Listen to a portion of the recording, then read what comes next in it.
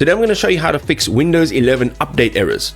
Alright, ladies and gentlemen, your update errors. So a practical step-by-step guide is what I'm going to go through now to help you diagnose and resolve the most common Windows update issues. So from quick automated fixes to more advanced repair techniques, let's jump straight in. The first thing over here is the automated fixes. So this is your first line of defense.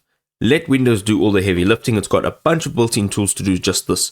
Go to Start, Settings, System, Troubleshoot, Other Troubleshooters, and find Windows Updates, and then hit Run. This tool will automatically diagnose and resolve any common update failures. Then ensure that your device is plugged in and connected to a stable network via Settings and Network and Internet. Interrupted downloads are actually the leading cause of update errors. Then verify your admin access. So some updates require administrative privileges to actually install. Confirm that your account has the right permissions before proceeding. Then, if none of this has actually worked, we've got some advanced troubleshooting. So the first thing you need to do is reset your update components. So open up Command Prompt as administrator and then go through these prompts over here and then restart the services.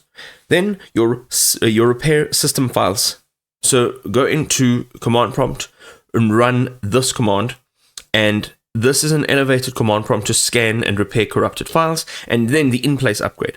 This refreshes core window files and the operating system without removing any of your personal data or applications. You can consult Microsoft Community Guidelines for a full-on walkthrough, and this definitely should fix your Windows update errors.